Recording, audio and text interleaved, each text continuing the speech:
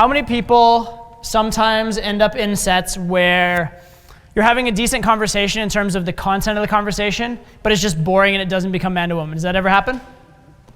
Cool. How many people have conversations where there's a lot of like emotional spikes and giggling, laughing, that kind of stuff? She even like maybe touches you, but there's not a lot of connection, and then either she doesn't give you a phone number, which surprises you because she seemed to like you, or you get a number and it flakes, or as soon as there's a distraction, she just runs off. Does that ever happen? Cool. Does anybody know why those two things happen? Here's the answer I would give, which is that a set needs two different things. And the first one I gave is symptomatic of you have too much of one and not enough of the other, and the other is the exact reverse, okay? And what you need is this. This is what I call baseline, and then around it, we have what I call plot line, all right? So a good interaction consists of two different things going on at the same time. One is generally having a conversation and getting to know the girl. You need to get to know the girl, because when she leaves your presence, she needs to have a story. She needs to have a narrative in her head for why you like each other. That's what's going to make her return your call. That's going to make her come on a date. That's going to make her see you after sex. That's what's going to make her tell all her friends great things about you. That's what is going to make her essentially fall in love with you, right? Is that story, that narrative that you give her in the long run. However, if that's all you do, it's going to be really boring, right? It takes too long to unfold.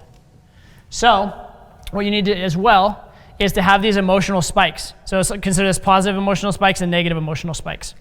You need to have this going on. And this is what keeps her attentive, keeps her aroused. It's also what makes the conversation man to woman as opposed to friend to friend. Like, what's the difference between that close friend that a girl knows for years and will talk about anything with and the guy she has sex with, right? She might actually be closer with the friend she's known for years, but she's not having sex with him because lots of baseline, no plot line, okay? Does that make sense? So this is the general getting comfortable, getting to know you. This is all the emotional spikes. The first case that I said where it's boring is too much get to know you. Second case where it's a lot of all over the place but she doesn't remember you, too many emotional spikes. So what you want to be careful of doing in your set is to make sure you mix in both, okay? If all you're doing is spiking emotion over and over and over again, add in some baseline, chill it out a little bit. She doesn't have to be giggling and squealing the entire set, okay?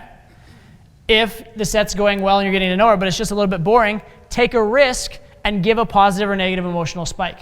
It's needed for the set. Okay, so know that you need the balance.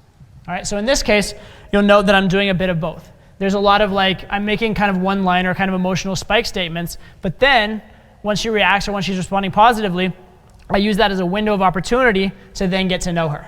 And we get to know her, talk casually for a little bit, and then if it gets a little dry, a little dull, I'll throw in another emotional spike. So that's what I'm doing here is I'm going back and forth between the two modes of communication. What's that? How do you do it? What do you mean, do it emotionally? I mean to do something that is personal to her and could be perceived as either high or low risk.